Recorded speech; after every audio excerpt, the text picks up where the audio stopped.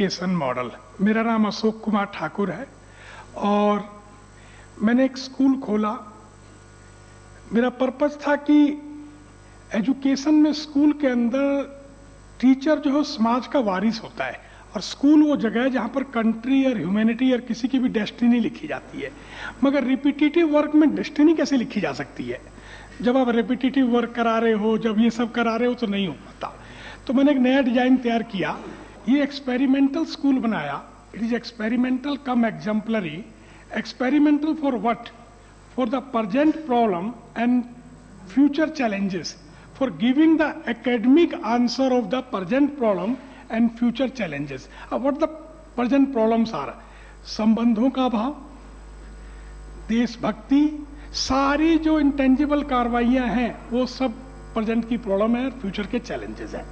अब होता क्या है, स्कूल में तो होता नहीं, आप इसको या तो लेक्चर मोड पे लेते हैं या डेमोन्स्ट्रेशन मोड पे लेते हैं, आप नैतिकता की किताब लगाते हैं या इस तरह की बहुत सारी कार्रवाइयां करते हैं। अभी तक के लिए प्रैक्टिस में देखने को ये मिला नहीं। आपने बहुत प्रैक्टिस करी, जितनी दवा करी उतना मर्ज बढ़ता चला गया। तो मैंने कि एक्सपेरिमेंटल स्कूल बनाया मॉडर्न गुरुकुल के रूप में।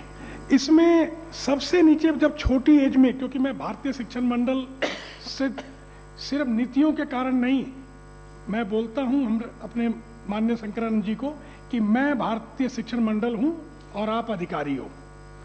क्योंकि स्कूल का मतलब है रिसर्च एंड डेवलपमेंट सेंटर होना। हर बच्चा हर घड़ी अलग है, हर पल में अलग है, तो उसको एक जैसी यूनिफॉर्मिटी कैसे कर रहे हैं आप? तो सबसे पहले बच्चों को हम परसेप्शन तैयार करते हैं छोटी एज तक, उसमें ग्रोथ हैबिट, ध्यान, इस तरह की बातें। नीचे लिखा है मैंने कि ज्ञान क्या है और सूचना क्या है। तो सबसे पहले छोटी एज में हम बच्चों को ग्रोथ हैबिट देते हैं, मतलब I am only responsible, there is no negativity exist in the world, all problems are test of my hidden potential and talent, और ग्रेटिट्यूड, संयम, संकल्प, इस तरह की हैबिट से उसका परसेप्शन सेट करते हैं, अर्थात प्रिंसिपल सेट करते हैं, अर्थात यूनेस्को का point number 1 learn to know पे काम करते हैं। फिर point number 2 learn to be, belief ठीक करते हैं उसकी यूनिवर्सल ह्यूमन वैल्यू से, ethical tradition, local belief and culture. तो सबसे पहले छोटी एज में हम बच्चे के अंदर प्रिंसिपल और बिलीफ क्लियर कर देते हैं। इससे क्या होता है, उसका विवेक जागृत हो जाता है। विवेक का मतलब है आगम का जानकार, भविष्य का दृष्टा आदि। तो ज्ञान नीचे है, उसके बाद ज्ञान के बाद विवेक, और विवेक से फिर ले जाते हैं लर्न टू डू, स्किल के ऊपर। आपको दिख रहा होगा जिसमें विज्ञान है और प्रमाण और व्यवहारिकता है। इसके बाद जो यूनेस्को का 4th पिलर है लर्न टू लिव टुगेदर, वो तभी हो पाएगा जब कोई भी बच्चे का प्रिंसिपल, बिलीफ ये तैयार हो और स्किल उसको बेहतरीन से आती हो, तो वो लर्न टू लिव टुगेदर होगा। नहीं तो क्या होता है, बेहतरीन इंजीनियर, बेहतरीन पायलट, बहुत बुरे पति, बहुत बुरी पत्नी, बहुत बुरे फैमिली के बुरे। और हमने जितनी एजुकेशन बढ़ाई, ग्लोबल वार्मिंग बढ़ती चली गई।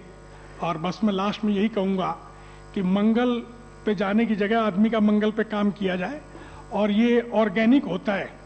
इसमें बहुत सारा काम, बहुत सारे कोर्स मैं देख रहा था, मेरे विद्या भारती के साहब बोल रहे थे कि भाई बहुत सारा काम करा रहे हैं।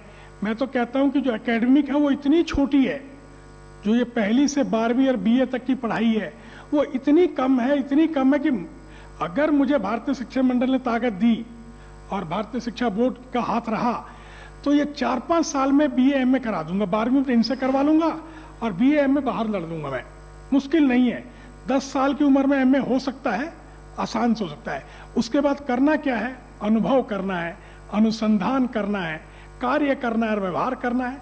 और एग्जामिनेशन, जैसे हमारे माननीय शंकरानंद जी ने कहा, आचरण का है। हर 3 महीने 6 महीने बाद आचरण, मतलब कार्य और व्यवहार का हो, प्रयास का हो और सीखा उसका हो। क्योंकि आदमी बनना आदमी है। हम सब्जेक्ट बनाते हैं पूरे स्कूलों में, सब्जेक्ट मैथमेटिक्स का सब्जेक्ट कभी ना तो प्लस एडिशन, कभी ना तो है और ना सब्ट्रैक्शन, कभी प्रॉब्लम दूर करता है। मगर हम कहते हैं आपको पढ़ लिए हो फिर भी तुम्हें अकल नहीं है। अकल हो कहां से, पढ़ाया कुछ और था, लाइफ कुछ और है।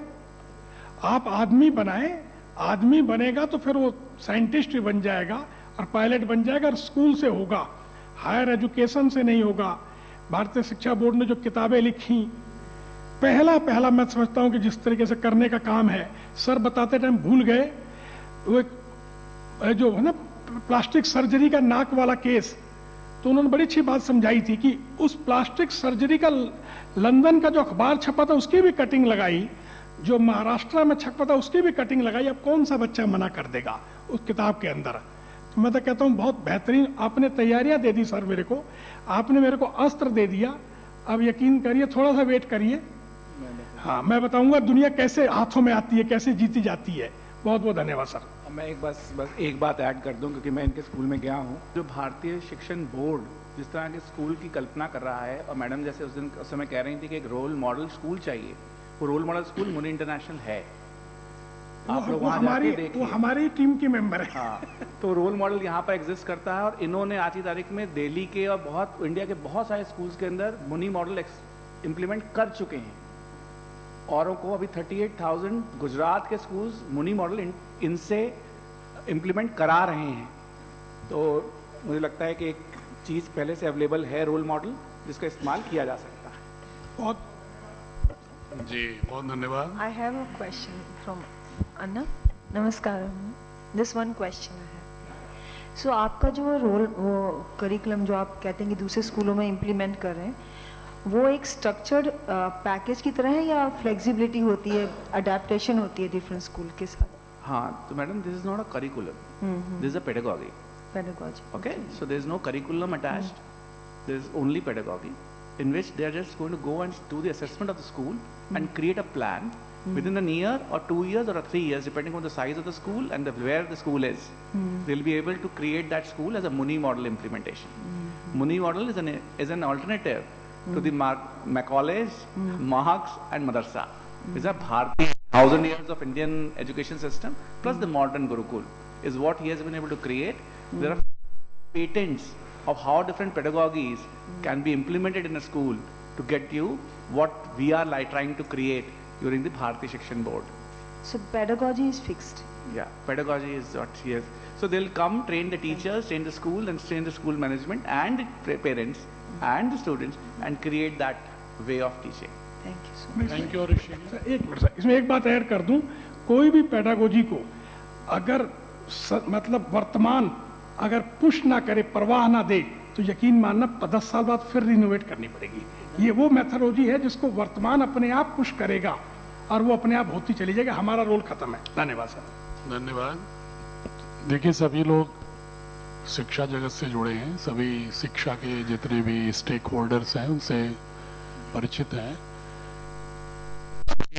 भिक्षु संघ सेवा की बहन, क्या बेटी हैं बल्कि मेरे लिए तो, मोनालिसा जी, आप अपनी जो भी विशिष्टताएं हैं उनको हमसे शेयर करें। Monalisa ji. I would like to thank, first of all, to give me a chance to speak in front of such eminent leaders. मैं शायद कभी सोच भी नहीं सकती थी कि मैं ऐसे सबके बीच में बैठ के और अपने थॉट्स को मतलब अपने स्कूल को रिप्रेजेंट करूंगी, अपने थॉट्स को एक्सप्रेस करूंगी। हम आज बात कर रहे हैं स्पिरिचुअलिटी की in education.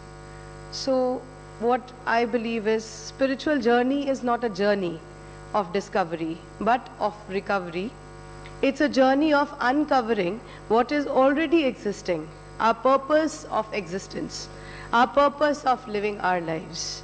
This is what my leader of the school, Venerable Bhikkhu Sangha Sena, वो हमको बताते हैं कि स्पिरिचुअलिटी अगर एजुकेशन में नहीं है तो वो एजुकेशन बहुत डेंजरस हो जाती है। If you are not compassionate, if you do not know the art of kindness, तो आपकी एजुकेशन किसी काम की नहीं है। क्योंकि एजुकेटेड वो टेररिस्ट भी हैं जो बॉम्ब बना रहे हैं, और एजुकेटेड एक वो साइंटिस्ट भी है जो नासा के लिए या फिर ऑफ आवर कंट्री इसरो के लिए रॉकेट्स बना रहे हैं। लेकिन दोनों में डिफरेंस इतना ही है कि एक दिल से सोच रहा है और एक सिर्फ दिमाग से सोच रहा है। जब वेनरेबल भिक्खू संघा सेना जी ने हमारा स्कूल एस्टैब्लिश किया था तो उनके माइंड में सिर्फ एक ही चीज़ थी, ये school Mahabodhi residential school Ladakh में है, सबसे पहले मैं आपको बताना चाहती हूँ कि हमारे स्कूल का एजुकेशनल मोटो क्या है। ये हमारे ओनर ने खुद लिखा है। The Mahabodhi educational programme aims to reform the existing information and job-oriented educational system in such a way that students grow physically strong, mentally brilliant, emotionally equanimous, culturally rich, morally lofty, spiritually enlightening, socially active, religiously harmonious, globally friendly, and environmentally conscious and psychologically peaceful. जब हम काम करते हैं MIMC में, तो वहाँ पे काम को पूरा करना is not the aim of that work. वहाँ पे काम को सही तरीके से उसको समझ के और खुद करना एम होता है हमारे। इवन स्टूडेंट्स का भी, टीचर्स का भी, जब हम हॉलीडे होमवर्क्स देते हैं, हम अगर कमर्शियल स्कूल्स की बात करें तो हॉलीडे होमवर्क में बच्चा कम और पेरेंट्स ज़्यादा पार्टिसिपेट करते हैं। लेकिन हम जब अपने बच्चों की बात करें तो वो सारा होमवर्क खुद रिसर्च करके, जैसा कि सब बोल रहे हैं, एक्सपीरियंशियल लर्निंग करके उसको कंप्लीट करते हैं, अकम्प्लिश करते हैं। हम लोग सिर्फ बच्चों को पढ़ाने का काम नहीं करना चाहते, जो कि गुरुजी बोलते हैं कि बच्चा जॉब ओरिएंटेड नहीं होना चाहिए। वो ऐसा होना चाहिए कि he should reach a place जहां वो दूसरों को भी किसी पोजीशन पे पहुंचा सके। Power brings empowerment. See, where you are powerful only when you can empower somebody else. जब तक हम किसी को empower नहीं कर सकते तो उस power का कोई फायदा नहीं है। हम लोग अपने स्कूल में अगर religious teaching की बात करें, our school is more or less Buddhist oriented school, and we have a special subject of Dhamma, जो कि क्लास नर्सरी से लेके और क्लास 12 तक एज अ सब्जेक्ट पढ़ाया जाता है। मैं 2-3 बातें आपकी पूरी बात के उसमें मैं रिस्पॉन्ड करना चाहूंगा, जितना मेरा लिमिटेड नॉलेज है। हमारे भारतीय जो पद्धतियां हैं शिक्षा की, जैसा मैं आदरणीय केवी सिंह साहब को सुना था, शंकरानंद जी को सुना, आपको सुना, स्वामी मोक्षात्मा जी को सुना, और अशोक ठाकुर जी और ऋषि जी को सुना, और भी देश के लगभग 100 जगहों पर मैं शिक्षाविदों के साथ गोष्ठियां कर चुका हूं विगत 8 महीने में अक्रॉस द कंट्री। तो उनके जो भी प्रश्न आते हैं, जो मेरी समझ में आता है, जो मैंने इसलिए अपनी पुस्तकों को कोशिश किया ये स्वरूप देने की, कि अभी बच्चे बहुत ही ओवरबर्डन्ड हो जाते हैं। उनको एक तो टेक्स्ट बुक दे दी जाती है, एक दूसरी फिर एक रेफरेंस बुक दे दी जाती है किसी प्राइवेट पब्लिशर की। इसके बाद पेडागॉजी का स्ट्रक्चर्ड पैकेजिंग के लोग फिर अलग से विद्यालय में आते हैं। मॉरल इथिक्स के फिर अलग से पुस्तकें आती हैं। साइंस पेडागॉजी का अलग से आता है, लैंग्वेज पेडागॉजी का अलग से आता है। इतना एक बिखरा हुआ सा स्वरूप आता है कि बच्चे को समझ में नहीं आता कि अपने को कब एक्सप्लोर करे। वो तो दिन भर कक्षा में ही रहे या पुस्तक में ही रहे या कोचिंग इंस्टीट्यूट में रहे, उसके बाद खुद को एक्सप्लोर करने की मुझे नहीं लग रहा। सबसे बड़ा संकट जो मुझे लगा ये है, हम क्लासेस ले लेते हैं, फिर अलग से कहेंगे कि हम कुछ प्रवचन करा रहे हैं, कुछ अलग से कुछ ये कर रहे हैं, तो उसमें बच्चे का टाइम मैनेजमेंट कैसे होगा। जो स्पिरिचुअलिज्म की बात कर रहे थे आप, और बहुत ही अच्छा उन्होंने बात रखी ना कि रिलीजन और स्पिरिचुअलिज्म में अंतर है। स्पिरिचुअलिज्म तो को अहम कस्मात कुत आयात, मैं हूं कौन, कहां से आया हूं, कहां जाऊंगा, और हमारा प्रकृति से क्या रिश्ता है, हमारा आपके सराउंडिंग से क्या रिश्ता है। इसकी एक सही समझ ही मैं मानता हूं कि अध्यात्म है, राइट अंडरस्टैंडिंग, जो आपके बुद्धिज्म का अष्टांग भी यही कहता है। हमने कोशिश की, वो संक्षेप में बता रहा हूं, हमने कोशिश किया कि हमारी टेक्स्ट बुक देखोगे आप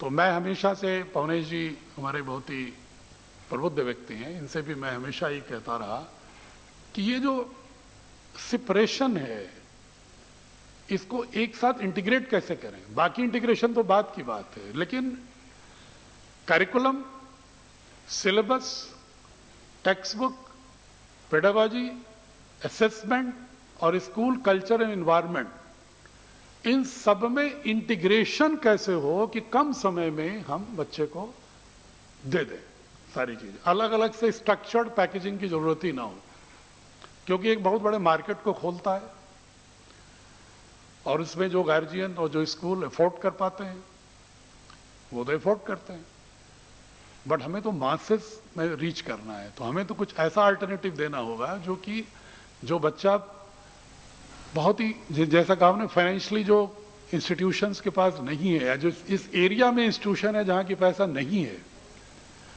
क्योंकि हम भारत को फिर एक एजुकेशन डिवाइड में तो चल ही रहा है, डिजिटल डिवाइड की ओर भी गुजर रहा है, कास्ट डिवीजन में चल रहा है, रिलीजियस डिवीजन में चल रहा है, एक हम और डिवीजन पैदा कर रहे हैं जिसकी वजह से, और बात करते हैं इंटीग्रिटी की, और डिवीजन का व्यापार खोले हुए हैं शॉप्स।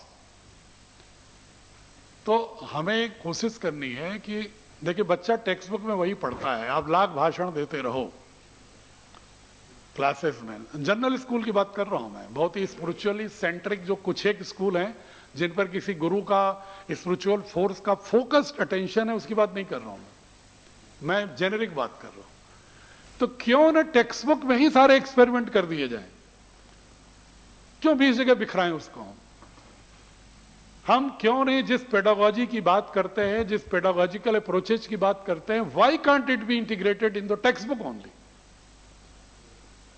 हम टेक्स्ट बुक क्यों ऐसी सेलेक्ट करते हैं अपने स्कूल में कि जिसमें इसका एक प्रॉपर कोहेरेंस और सिंक्रोनाइजेशन, रेजोनेंस हो ही नहीं। ये हमें बहुत ही कम समय में, लिमिटेड समय में, मैं इसलिए कह रहा था कि जो टेक्स्ट बुक में ही क्यों नहीं हम सारे जो प्रिंसिपल्स हैं, चाहे वो करिकुलम का जो ऑब्जेक्टिव है, एम्स है, जैसे मान लो उदाहरण के लिए स्पेसिफिक बता रहा हूं, जैसे साइंस की बुक मान लो बननी है, आपने पहला देखना होगा कि एनसीएफ में ग्रेड 6 के लिए क्या कॉम्पिटेंसी एनसीएफ ने आर्टिकुलेट किया है, पहला होना चाहिए आधार के लिए।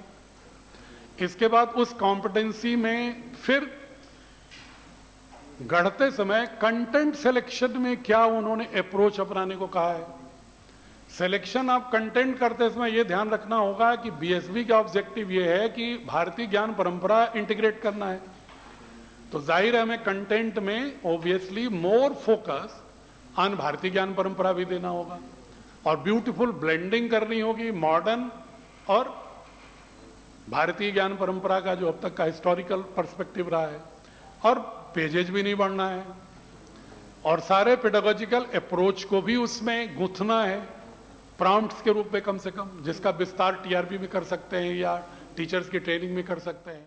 I have been told that like in our experience from CBSE and our time it was not that bad, but now it is so that the children have no time, as you said, they have to study to even, because of the marks, everything is very important. Now in what way BSB will establish a space for child to child exploration where it's not very hectic. See what happens right now, if you say that we worked it out at 45 minutes, if you do these many classes, and so this is becoming very onerous for children because they have to just continuously study. The only time is a break. I agree. And then some children who are not very good at grasping and their pace is slow, for them it becomes a nightmare because they have to now take tuitions, and that means they have absolutely no time for, and the dignity of being equal to everybody else also get destroyed in their minds, and many children are committing suicide also because of this very reason, because education is becoming very hectic. The main What is your suggestion? My suggestion, no, it's not a suggestion, it's a question. The question is BSB is little relaxed in this aspect, or it is as stringent and as hectic as CBSE? We will get it relaxed. In one line answer, we will get it relaxed, but I have to address this issue in two phases. lots of assessment is internal assessment, at least up to the class 8th. Internal assessment is there in the schools. 10th, 12th, only board assessment. But up to the class 8th at least, we are just preparing a module for assessment which is 360 degree and very relaxed, and so that student must have time to explore themselves. Obviously ये हमारा compulsion है 10th और 12th में कि अगर हम अपने board के असेसमेंट को एनसीएफ के असेसमेंट से कंफॉर्मिटी नहीं रखेंगे तो हायर एजुकेशन में उनकी एंट्री और कॉम्पिटिटिव एग्जामिनेशन में उनकी एंट्री कंप्रोमाइज हो जाएगी। तो इसलिए हम अभी ये एक्सपेरिमेंट रिलैक्स करने का क्लास 8 तक जारी रखेंगे, 9 तक इवन 10, 12 तो हम ग्रेजुअली उससे अलाइन करेंगे जिससे कि वो बच्चा हायर एजुकेशन की एंट्री से वंचित न हो जाए, नंबर 1। नंबर 2, रिलैक्सेशन जो बर्डन होते हैं बच्चे ना, मेरा जो एक्सपीरियंस है, जो मैंने अध्ययन किया कि पेडागोजिकल अप्रोच अगर इंटरेस्टिंग नहीं है तो बच्चे ज्यादा बर्डन महसूस करते हैं, ज्यादा बोरिंग महसूस करते हैं। अगर पेडागोजिकल अप्रोच इंटरेस्टिंग हो, समाज विज्ञान पढ़ाया विष्णु शर्मा ने पंचतंत्र में बिगड़ैल राजकुमारों को, जो बिल्कुल बिगड़े हुए राजकुमार थे, राजा ने भेजा कि भाई इनको शिक्षा दो। उन्होंने पशु पक्षियों की कहानी के माध्यम से सारी सोशल बिहेवियरल इथिक्स को और पॉलिटिकल साइंस को पढ़ा दिया। बच्चों ने सुना जो बिल्कुल बिगड़ैल थे, गुरुकुल जा नहीं रहे थे, बट विष्णु शर्मा ने उनको कहानी के माध्यम समझा दिया।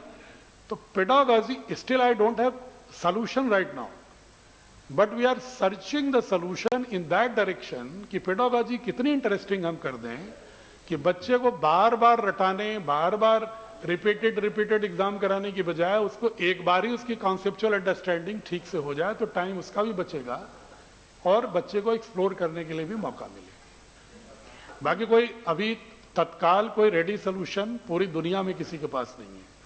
Hectic, when I see hectic, I mainly mean 9th, 10th, 11th, 12th, because that's when the 10th, 11th we are compelled. No, but what happens is, if you're saying that university examinations, university admissions will become more competitive rather than marks based. Yes. So if we create a syllabus or a pedagogy or curriculum, I'm not that clear in this.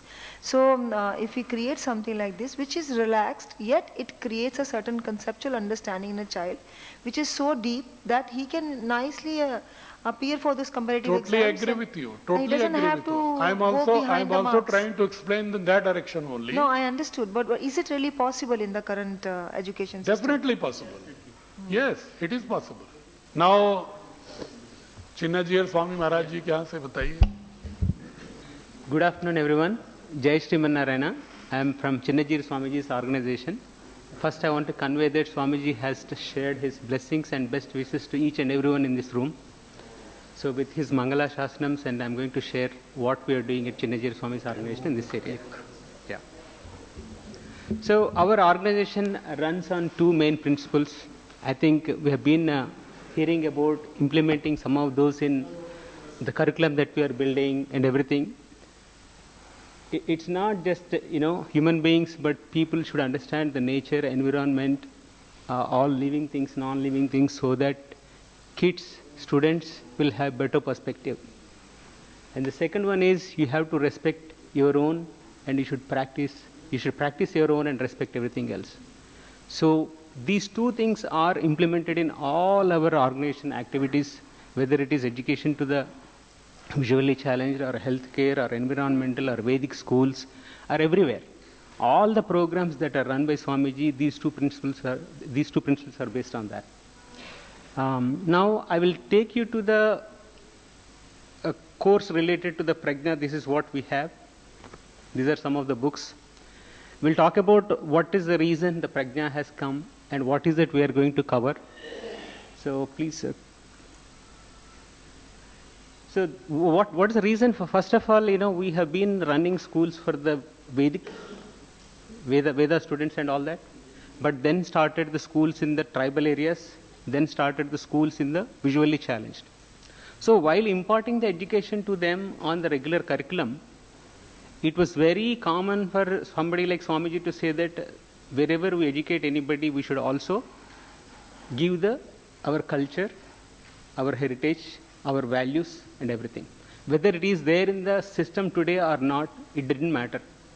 So the programs were created in such a way that every day morning they do the pranayama, yoga, pratasmaraniyam and puja, and understanding the values of our Ramayana, Mahabharata, Bhagavad Gita, all slokas, and respecting and offering every deed they do to the God first.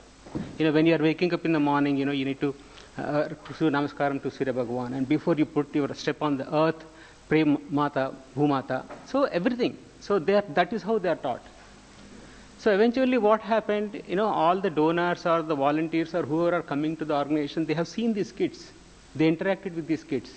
And they felt, hey man, even though these are in the tribal schools and the Netra Vidyalaya, visually challenged schools, we are seeing them, so modest, and then, they're able to, they saw so much confidence in them, their behavior, their attitude and all that. It was very, very pleasing for all the people who are coming and visiting them. So some of them said, Swamiji, this is something our kids are missing. Why don't we take this education to our kids also? So that's the evolution of the Prajna. It was normal until that point. Then he said, okay, now if this is the case, if we need to really impart this training to everybody else, so let's bring a curriculum kind of thing, which will help other students who are going to the other regular schools also understand and learn our heritage, culture and value system. What is the real education? Real education is one, people should be able to find the solutions from what they learned. So that is pretty much on Prajna. That's how it is done, and anything can be taken into this one, that would be great. And Swamiji happens to be the board member in the BSB, so I'm sure he'll be taking guidance, yes, giving guidance. Definitely we will be benefited from the wisdom of Swamiji, and we are already co-traveler because Swami is the honorable member of Bharati Shiksha Board Society. बहुत बहुत प्रणाम उनको मेरी ओर से भी कहिएगा, बात होती रहती है मेरी वैसे स्वामी जी से. Agastya foundation. First of all, thank you, Dr. Singh, sir, and all the respected dignitaries here. Mike, Akshar has got two dimensions, two different ayam, जो बोलते हैं. One is, if we categorize, it is more of a external things, whether it's a skill, whether it's knowledge about something to build, something to, whether it is commerce, science, whatever it is. There is a second dimension which is being taught, which is jo kshar nahi hota hai, which is there permanent. So something which is there, which doesn't get destroyed at all. So it is the culmination of both, vidya and avidya together. Knowledge of external, knowledge of the self as well. So that is something which one of the elements we have taken. Second, we believe that spirit cannot be taught, it has to be caught. Right? Children do not listen, they observe. What we as elders do, they observe. So that is second very important premise on which we are working on. And third, if you see all our Upanishads, they start with questioning. They all start with questions. And questions come with jijnasa, with curiosity, right? And with great observation. Unless we are observant, it will be very difficult to ask questions. And unless you are curious, you will not explore further. So that is another very important thing on which we are working. That is, we work on jijnasa, curiosity, rachanatmakata, that is creativity, and third is confidence. That's what we do. These are the many elements we try to bring in through our modules and interactions. We'll go ahead, sir. This is a brief journey. 1994 was the idea when it originated, and slowly things started growing up. And we have many more states which are, who have joined us, governments who have joined us. So the idea is to take it to a movement mode where someone brought the idea of way of life. The whole idea is, can we have this as a way of life rather than just an activity? Yeah? So the vision is, can we look into creating innovators, solution seekers and leaders who are humane. The presenter who was earlier presenting, she brought this more humane aspects, humane anchored and connected. That's the element we want to look into. That is Ramji Raghavan, who is one of our founders from Rishi Valley. Yeah, go ahead. We have a program called Sarg Samvad, where a lot of people come like-minded from different parts of the globe to help us to build the curriculum and models. So there is a lot of work being done in terms of activities, TLMs, which can be taken to the classes directly. We'll go ahead. You can see a couple of very important personalities who have been, yeah. आपकी संस्था के बारे में सभी जानते हैं. It's a very reputed institution. We are interested only how you execute it, Yeah. and how can it be well integrated with a national board's curriculum and design, its feasibility analysis. So that we will discuss with you in detail about Perfect. that. Thank you very much. Thank you for this opportunity. Wonderful. Now, Ramakrishna Mutt. ओम असतो मा सद्गमय तमसो मा ज्योतिर्गमय मृत्योर्मा अमृतं गमय ओम शांति शांति शांति. I offer my pranams to the holy trio, Sri Sri Thakur, Sri Sri Ma, Sri Sri Swamiji. I offer my pranams to all the dignitaries present here. Our main aim is educational, but also we are having lots of other programs also, medical services, other services also, and we don't teach, we just offering services. So next slide. So what is our inspiration? Ramakrishna Mission, it is more than 125 years old spiritual organization, and it started by Sri Ramakrishna Deva. We call it Sri Sri Thakur. And officially established by Swami Vivekananda in 1896, and our educational activities informally started from that day only. Modern Gurukul system, the discipline. So first thing in our education system is discipline. And Swamiji that mentioned that discipline is not simply adherence to the rules. It is not simply a regimentation of something. It is a way of life. And we emphasize that inner discipline over the rigid reinforcement or enforcement. Swamiji emphasized that purity, patience and perseverance. With discipline, what we should do? So we should just cultivate the purity, there is sattvic mind, that patience. Sometimes people are not having patience. Nowadays, somehow, due to Rajaguna, their mind is agitated too much. They don't have patience and perseverance. So that should be inculcated. And love. Generally, sometimes our education system, teacher-student relationship, this love aspect is just missing. So it should take care of that one. In ashrama, we try to inculcate in the students that they should love the students. In our ashram system, our teachers are not simply teachers. I mean, not information based, but which, because the curriculum is ready. So if you can contribute that how, what we, in the approach and content, then maybe it will be आपका more हमारे okay. लिए, what is your suggestion? Yes. Which kind of methodology, techniques be integrated Oh. in a board which has been Because set of up by course Government it's of a great India? amount of How work. it can be Okay. in a national board? If you focus on that, those issues, these Yeah. things we will read it. Okay. Yes. So first thing is that, just before, somebody also mentioned, so before class and after class, we should have a brief meditation session. The intuition part should be, we should think about how to develop the intuition through make the mind sattvic, to think critical question. One has to question and think about that one, and it will be revealed. So new type of light will come. So intuition based learning, not simply critical thinking, it is intuition based. Swamiji will discuss with you in detail Okay, how these things can be integrated okay. in the components of curriculum, different organs, components of the curriculum. Hmm. We discuss in detail with you. Okay. Now Swami Narayan Gurukul. Shri Vasudev विमलामृतधाम वासं नारायणं नरकतारण नामधेयं श्यामं सीतं द्विभुजनेव चतुर्भुजं च त्वं भक्तिधर्मतनयं शरणं प्रपद्ये। मैं जहाँ से आता हूँ श्री स्वामीनारायण गुरुकुल संस्थान राजकोट, वहाँ से जब स्वामीनारायण भगवान इस पृथ्वी पर विचरण कर रहे थे तब भी उन्होंने पढ़ाई का ही एक ध्यान लिया था। उस वक्त जब एक कह सकते हैं कि बीमारी जैसा फैला हुआ था, लोगों में एडिक्शन था, कुछ ऐसी बैड प्रैक्टिसेस, सोशल प्रैक्टिसेस ऐसे चल रही थी जिसको स्टॉप करना नेसेसरी था और यह काम उन्होंने बखूबी निभाया। उसके बाद यहाँ पर हम जो कर रहे हैं transforming the life, actually transforming the life in many ways.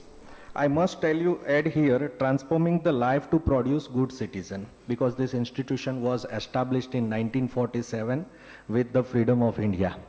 And Swamiji decided free nation will require free thinking people and good citizen also there. तो हमारा मेन गोल ये है कि हम गुड सिटीजन प्रोड्यूस करें और ग्रेट लीडर्स प्रोड्यूस करें। तो ये दो चीजों को हम लेके चलते हैं। भगवान स्वामीनारायण का शिक्षा पत्री जो मेंशन किया था सुबह में बाबा जी महाराज ने, जो रामदेव जी महाराज ने मेंशन किया था, वो शिक्षा पत्री में एक श्लोक था, उसमें से एक उक्ति, प्रवर्तनीय सद्विद्या भुवि यत् स्कृतम महत्। इसको ध्यान में लेते हुए अगर अच्छी चीजों का फैलाव किया जाए तो ये इंस्पिरेशन थी और विजन जो था कि पूरे विश्व को मानवता और आध्यात्मिकता की चरम सीमा कर पहुंचा हुआ मानवी से हमें देखना है, ये एक ध्यान में था। और जिसे हम कहते हैं शिक्षण, एजुकेशन, मनुष्य में से प्रभुता का प्रगटीकरण। हम तो हमारे टीचर्स को भी यही कहते हैं कि भाई आप लोग गायनेक से भी बड़ा काम कर रहे हो। गायनेक इंसान की प्रसूति करवाता है, लेकिन उसमें से अच्छे गुण की प्रसूति करवानी ये एक गुरु के हाथ में होता है। तो ये बखूबी हमारे शिक्षकों को भी, जैसे यहाँ से मैडम ने बताया था, teachers training is very much important. किसी भी चीज को किसी हद पर तय करने से भी ज्यादा जरूरी होता है उसको ग्राउंड लेवल पर इम्प्लाई करना। रास्ता हम देख पा रहे हैं कि वैसा ही है, लेकिन थोड़ा तरीका हमारा अलग है। जहां पर एग्जाम्पल्स दिए जाते हैं वेस्टर्न कल्चर के, वहां पर हमारे भारतीय परंपरा के बहुत सारे ऐसे उदाहरण उपलब्ध है जिसको लेकर हम बच्चों का घड़तर करें। जैसे कि यहाँ पर कुछ एग्जांपल्स हम देंगे। लैंग्वेजेस की बात करें तो stories from Panchatantra, Ramayana, Mahabharata, as mentioned one of my good mentor here, and maths, Aryabhata numerals and concept of zero, Vedic mathematics and so on. Science is there as per the concern of science, Ayurveda, astronomy, metallurgy, values and ethics from Upanishad, the Bhagavad Gita, to discuss life skills and leaderships and many more things. So all these things we are right now implying in our all the institutions. I hope मैं आपको लोगों के सामने मेरी सारी चीजें रख पाया हूँ। इसके साथ sir PM mister chairman sir, मेरे कुछ प्रश्न और सजेशंस थे, अगर मैं मेरे साथ ही ले लूं, मैं बीच में नहीं बोला था कहीं पर। तो एक चीज ये मेरे ध्यान में आई कि हम जो BSB शुरू कर रहे हैं या फिर शुरू हो चुका है, हमारे तक नहीं पहुंचा है, वो प्रवाह शायद कुछ ही समय में पहुंच भी जाएगा, इतना वक्त नहीं लगेगा हमारे लिए। पर तब एज अ पेरेंट और अभिभावक के तौर पे अगर मुझे मेरे बच्चे को वहां पर रखना है, वो मान लीजिए हमारे स्टेट बोर्ड से आ रहा है या सेंट्रल बोर्ड से आ रहा है, तो वो उसमें कैसे सेटल होगा? या फिर उसका उलट सवाल कि हमारे BSB से पढ़ाई करने वाला बच्चा वो जब जाएगा तो रीजनल बोर्ड में, स्टेट बोर्ड में या सेंट्रल बोर्ड में वो कैसे सेट होगा? मान लीजिए किसी वजह से उसको स्कूल चेंज करना हो या और कुछ अब क्वेश्चंस तो नहीं है, क्वेश्चन बाकी मेरे कल हम अगर आप समय मुझे देंगे तो मैं कहूंगा। 2-3 चीजें ऐसी है जो हमारी शिक्षा पत्री 212 श्लोकों की है, जिसके अंदर पूरी चीजों का विवरण ये है, कहां पर थूकना, कहां पर मलमूत्र का त्याग करना, किस व्यक्ति से किस प्रकार बात करना, कैसे साधु के धर्म, संसारी के धर्म, माता के धर्म, विधवा स्त्री के धर्म, पुरुष के धर्म, बच्चों के धर्म, सारी चीजों का छोटा छोटा छोटा छोटा यहां पर मेंशन किया गया है। उसमें से 42 श्लोक की हमने अलग शिक्षा पत्री बनाई है, बाल शिक्षा पत्री, जो ऑलरेडी हम हमारे बच्चों को वर्सेस इस श्लोक के फॉर्म में और उसको प्रश्नोत्तरी के फॉर्म में और पढ़ाने के तौर पे हम उसको यूज कर रहे हैं। जिस शिक्षा पत्री का मैं आपसे जिक्र कर रहा हूं वो शिक्षा पत्री स्वामीनारायण भगवान ने जो त्यो समय में एक अंग्रेज अफसर को दी थी और वो अभी इंग्लैंड म्यूजियम में सिचुएटेड है। उसकी बाकी सारी कॉपियां हम यूज कर रहे हैं, ओरिजिनल शिक्षा पत्री वहां पर है। यहां से हमें कहा गया था कि कोई हमारे कल्चर और हमारे वो बुक्स वगैरह शास्त्र स्क्रिप्चर्स जो है उनके पास वहां से न्यूली जैकेटेड फॉर्म में वो हमें पेश करते हैं और उसको हम बहुत महत्व दे देते हैं। आप लोगों ने मुझे इतना समय दिया, इतना वक्त दिया, आई होप कि मैं अपने समय में इसको समाप्त कर पाया हूं। Thank you so much. जय स्वामीनारायण। बहुत बहुत प्रणाम। आग्रह मेरा ये है कि जो आपने बताया है, अगर मुझे और बहुत ही प्रिसाइज अगर ये बताएंगे कि जो डिफरेंट कंपोनेंट्स ऑफ एडुकोलॉजी है, whether it is curriculum designing, defining syllabus, developing textbook, articulating different approaches, right approach of pedagogy, and the right mode of assessment, that is the holistic assessment, which NEP says 360-degree assessment, and school culture and environment. इसकी inclusivity across the country, कैसे इसको हम inclusivity के साथ इसको हम include कर सकते हैं, क्योंकि एक बहुत ही ज़रूरी होता है कि वो इंक्लूसिव भी हो, यूनिकनेस के साथ साथ इंक्लूसिविटी का एलिमेंट भी वहाँ हो, जिससे कि तभी उसका प्रसार हो सकता है पूरे भारत में। तो इसको अगर आप मुझे दे देंगे प्रिसाइज, तो हम एक स्कूल एजुकेशन बोर्ड के रूप में, चूंकि एक अपॉर्चुनिटी मिली है भारतीय शिक्षा बोर्ड को, भारत सरकार से मिली है, तो उस अपॉर्चुनिटी को हम एक्चुअली ट्रांसलेट कर सकें विजन के अनुसार। और उसमें कोई एक व्यक्ति नहीं कर सकता, कोई एक संस्था नहीं कर सकती। इसीलिए मैं जगह जगह पर लोगों के दरवाजे भी जाता हूं, बुलाया भी, और भी लोगों को बुलाऊंगा। मैं विश्वास करता हूं दो बड़े महापुरुषों में, पूज्य स्वामी जी, पाणिनि के व्याकरण के और आचार्य चाणक्य के अर्थशास्त्र के। दोनों में पाणिनि ने प्रारंभ में ही लिखा कि मैं जो कुछ भी कर रहा हूं वो मुझसे पहले 18 वैयाकरणों ने जो प्रयास किए थे उसी का इसेंस और विस्तार करने की कोशिश कर रहा हूं। और यही आचार्य चाणक्य ने भी कहा, अर्थशास्त्र का पहला श्लोक ही है कि मुझसे पूर्व राजनीति विज्ञान के जितने भी विचारक रहे हैं भारत में, उनका सारतत्व प्रस्तुत करने का प्रयास कर रहा हूं। तो हम उसी विजन को लेकर के भारतीय शिक्षा बोर्ड में जितने भी भारतीय ज्ञान परंपरा से समन्वित आधुनिक शिक्षा के जितने भी प्रयोग हो रहे हैं, उन सारे प्रयोगों को देखकर उसको बहुत ही एक सिंथेसाइज करके संश्लेषित रूप में उसका एक राष्ट्रीय मॉड्यूल क्या हो सकता है कि जिसको कि हम एक बोर्ड के रूप में उसको हम पूरे देश में जो भी विद्यालय हमसे जुड़े, या हम ऐसा प्रारूप बनाएं कि अभिभावक भी अपने बच्चों को उससे पढ़ाने के लिए इच्छुक हो और विद्यालयों को भी अभिभावक ये दबाव डाल सके कि अब इस तरह की ही हमें शिक्षा चाहिए, भले ही वो बीएसबी दे रही हो या सीबीएसई दे रही हो या स्टेट बोर्ड दे रहा हो, लेकिन उसको चाहिए इस तरह की शिक्षा। Board is irrelevant for me. अगर आपको मैं एक बहुत ही तथ्य बता रहा हूं कि ये जो विजन था ना बीएसबी का, ये पूज्य स्वामी जी के साथ गवर्नमेंट ऑफ इंडिया को हम लोगों ने 2018 में दिया था।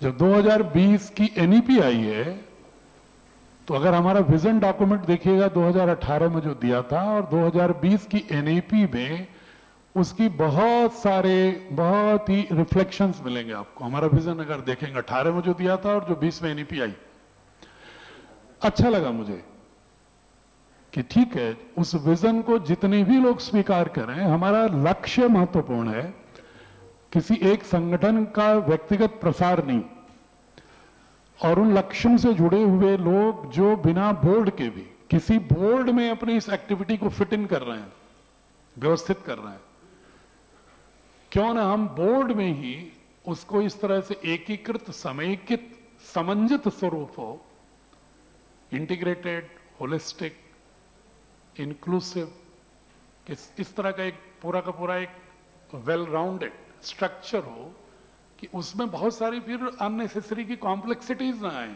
संस्थाओं को। उनको एक ब्लूप्रिंट भी हो, उनको एक स्ट्रक्चर्ड इंस्ट्रक्शंस भी हो बोर्ड की ओर से, और उसमें उनके लिए स्पेस भी हो।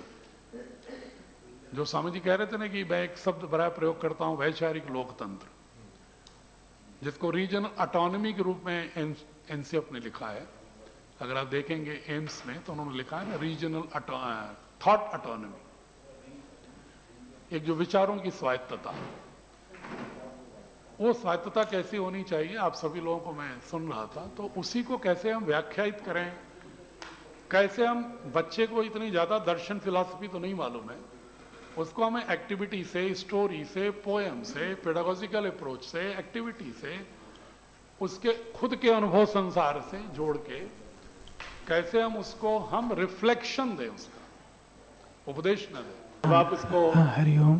पूर्णता प्रदान। मैं डॉक्टर साहब ये विनती कर रहा था कि आपने बहुत परिश्रम करके कंटेंट क्रिएट कर दिया है, तो ये एक हमारे लिए बेसिक रेफरेंस के लिए बहुत बड़ी बात है।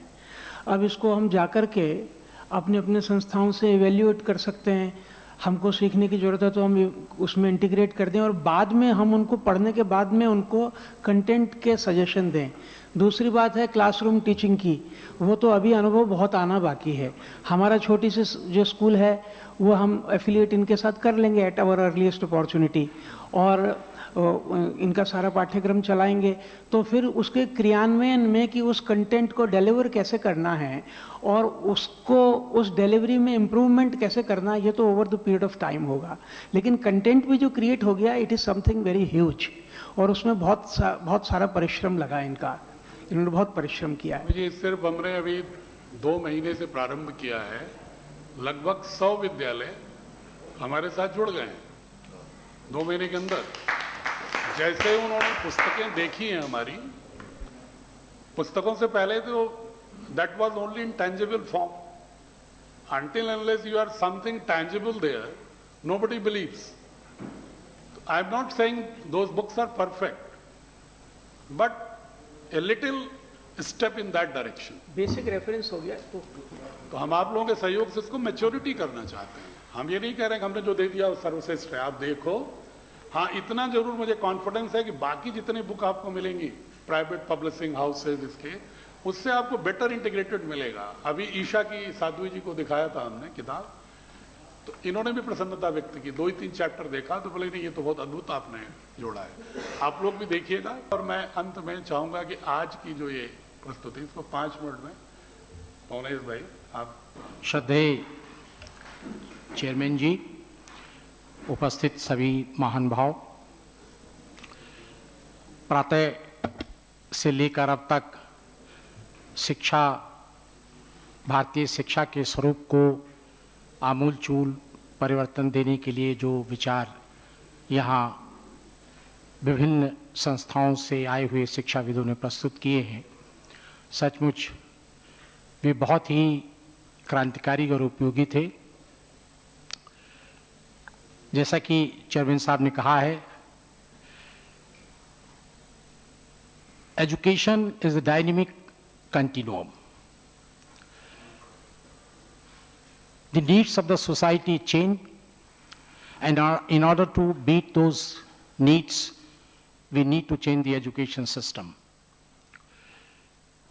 भारत में शिक्षा व्यवस्था को स्वतंत्र भारत में बदलने के लिए सबसे पहली शिक्षा कमीशन डॉक्टर राधाकृष्ण जो हमारे राष्ट्रपति थे उनकी अध्यक्षता में बना था। अभी बहुत महत्वपूर्ण सवाल पूछे गए थे कि हम यहाँ पर, आपने पूछा था कि हम बच्चों में how can we make the children relaxed. उस रिकमेंडेशन में राधाकृष्ण जी ने ये कहा था, if I have to make a single important recommendation in regard to the Indian education system, I would say we need immediate transformation of our examination system. Examination system पूरी शिक्षा व्यवस्था को dominate कर रहा था। ये बात उठी है कि हम वही पढ़ाते हैं जो परीक्षा में पूछा जाना है। होना उल्टा चाहिए, जो कुछ भी पढ़ाया जाता है वो सब परीक्षा में पूछा जाना चाहिए। Everything that is taught in the classroom should be asked in the examination. Examination हम बच्चों को कैसे रिलैक्स कर सकते हैं? Naturally the answers have been given in the new education policy, but more so the BSP is very conscious of this fact, and the most major important in the direction can be taken and are being taken by the BSP are: 1, we will reduce the curriculum load by restricting it to the important concepts and not theories, which is one of the major recommendations of the national education policy. The second is that the examination has not to be an isolated activity in the end of the session or academic session. It has to be a continuous process, and it has more to be in the shape of informal examination, जो आप कई लोगों ने यहाँ बात की थी. When we have scheduled and announced examinations, there is a heavy stress and anxiety on children. But if we do not have a scheduled and announced examinations, it becomes a continuous part of the teaching learning process in a school. The child is under no stress and anxiety. So, भारतीय शिक्षा board इस दिशा में जो हमारी मूल्यांकन व्यवस्था बन रही है, जैसा कि अभी चेयरमैन साहब ने बताया भी है कि कक्षा 8 तक जो व्यवस्थाएं हैं, basically school based evaluation will have predominance.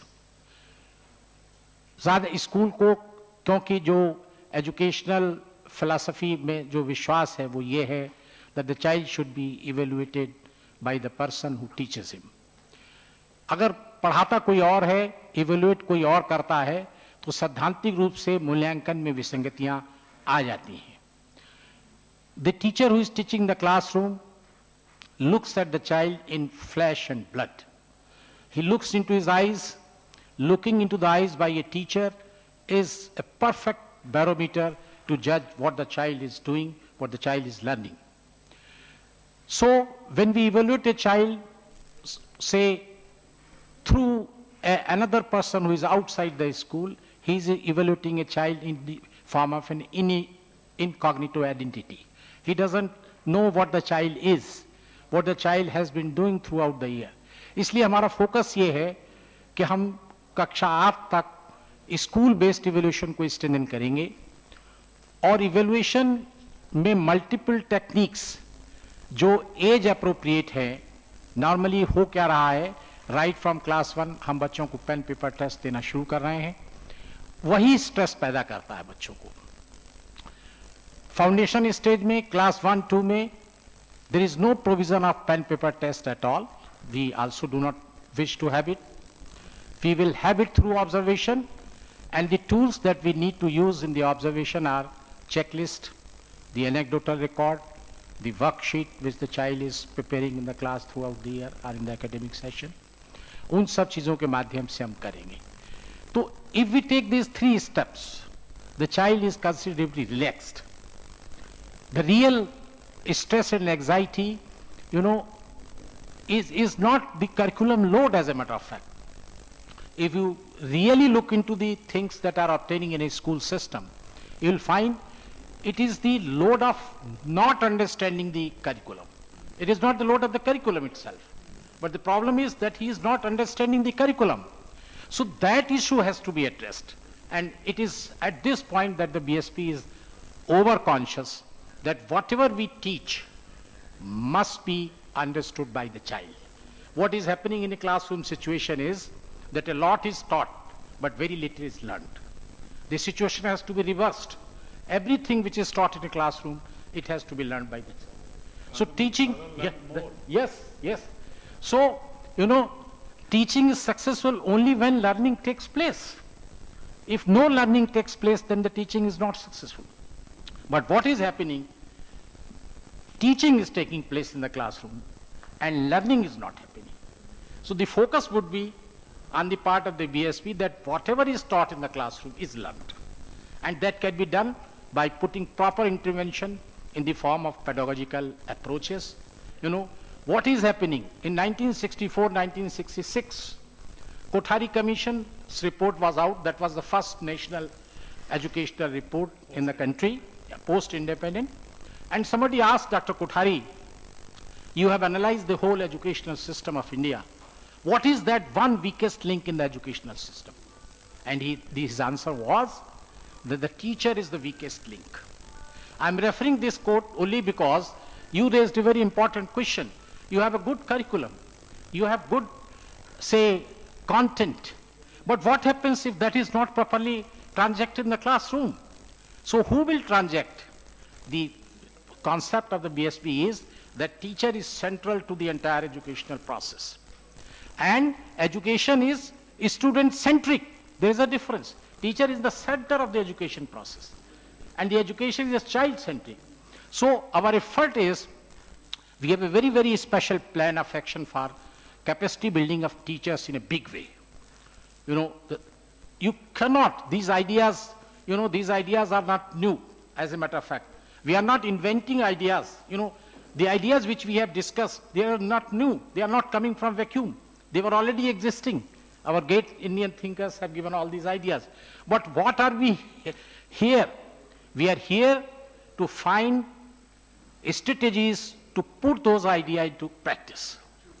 So the whole focus of the BSP would be that we have pedagogical approaches.